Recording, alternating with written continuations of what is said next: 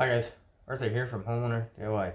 In this video, I'm going to be installing a service switch for my furnace. Now there is already a junction box. The wires are just moreted together, but to shut off power currently, I have to do it at the panel. So by putting in a service switch, I'm not going to need to go all the way to the circuit breaker. Now, this is by code. You need to have a service switch, but I don't think there was ever an inspection. That's why they didn't do it. Guys, I will link in the description the summer switch for this furnace as well. That will have a blower control and then an on-off. So in the summertime, you can circulate air around the house to make it a little bit more comfortable. But for this video, this will be the service switch.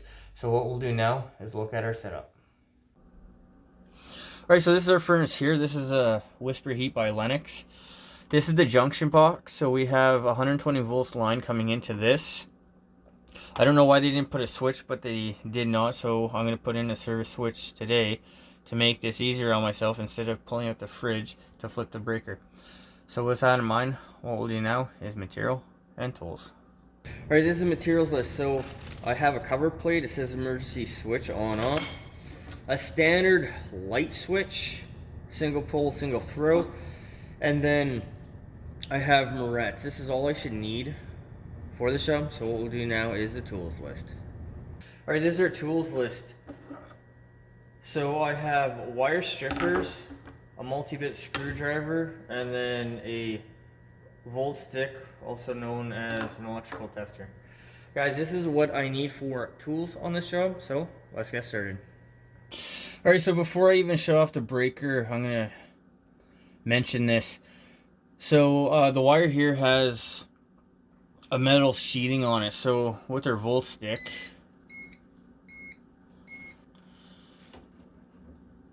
power is live, it says nothing. We'll flip to the other one. Power is live and it says nothing. So even with a volt stick, it doesn't necessarily mean that you're going to get a proper reading. But what I'm going to do is I'm going to show you a way that you can test to see if you have power even after you shut off the circuit breaker, just to be sure. Alright, so we'll remove the top cover. Alright, now we'll remove the lower cover.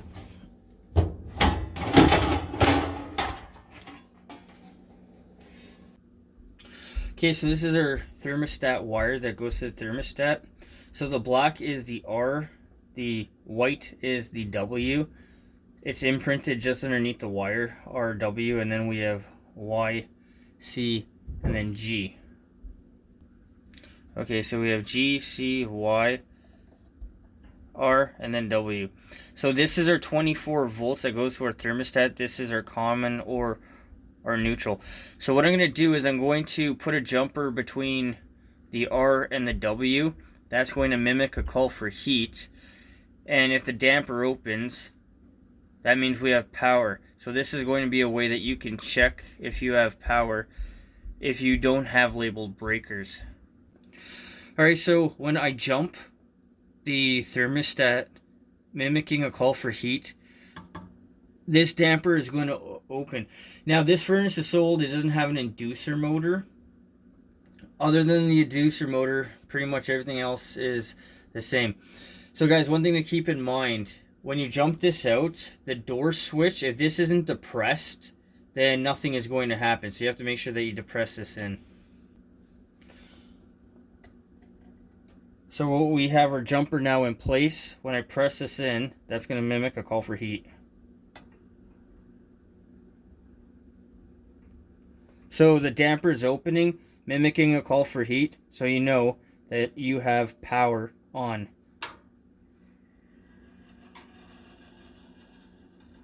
And then when you release the door switch, that is going to shut power off. In other words, you can't run this furnace without this bottom panel down here.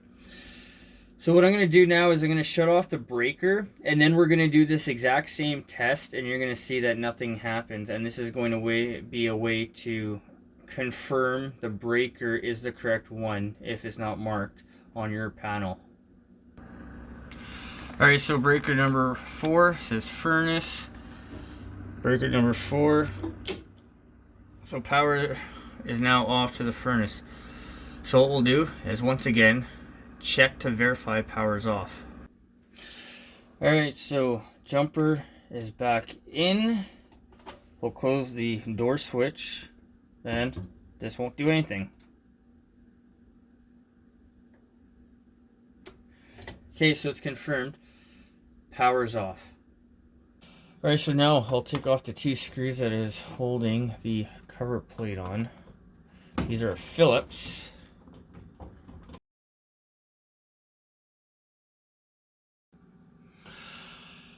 Alright, so the black is our hot, and then we have our neutral.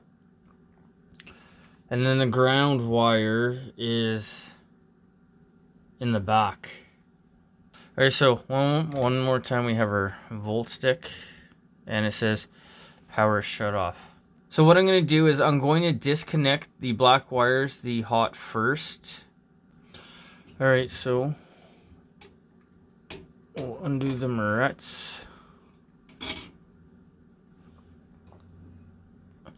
So this wire, the top one here, this is the wire from the panel, and then this, the bottom one, which is copper, is the hot going to the furnace itself. So because the neutral here is already done, I don't have to do anything for that. Because it's only a switch, all we're going to do is we are going to put the wire from the panel into the bottom end of the switch, and then the top end is going to go to the furnace. Alright, before even connecting the hots, what I'm going to do is the screw up here for the ground, I'm going to take that out first.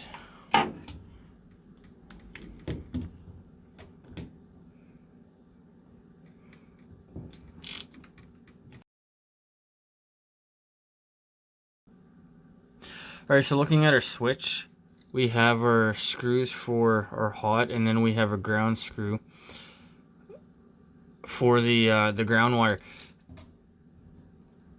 So you see how the loop is? So the loop is going to go this way. So as you tighten it, the idea is that you're going to tighten the wire under the screw. Now, because this is a little bit of an open loop, we'll tighten that back up a little bit. And now with the ground,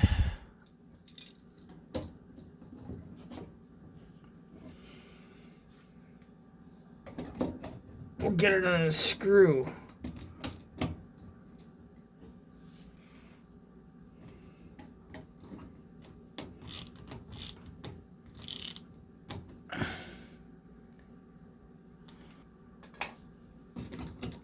Alright, so with our ground wire on, the wire from the panel is going to go to the bottom. So with our wire strippers, we have the little loophole here.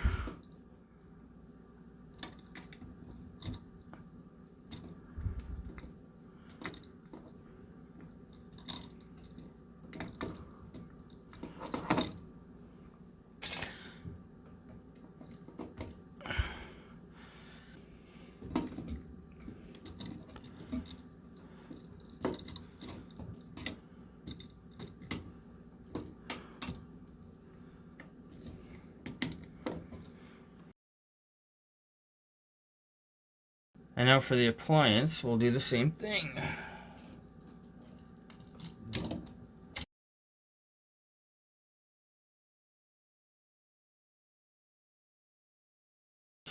Alright, so with everything now tightened on, the screws tighten down until you feel resistance. Give the whole thing a shake to make sure that everything seems to be nice and tight. Push the neutral back in to the box.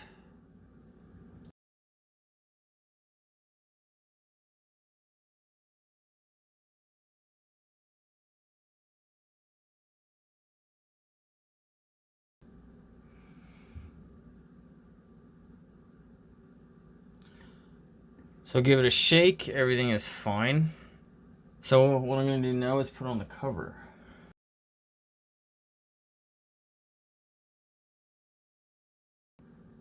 Alright, for the screws, make sure that the heads are either both vertical or both horizontal. It'll just look better. But with the switch now installed, I'm going to go and turn on the power at the breaker. Alright, so breaker number 4. And now we'll go flip the switch in so if you have power at the furnace.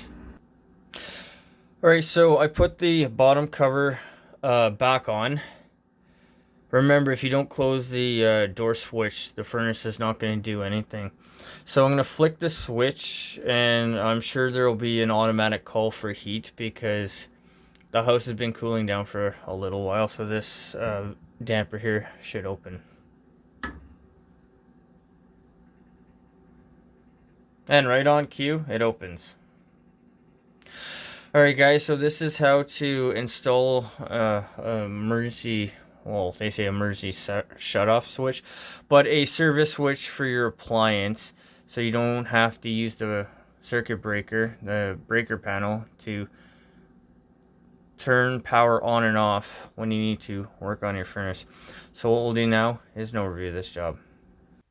Alright guys, so that concludes this job. So this is relatively straightforward. It's essentially installing a light switch.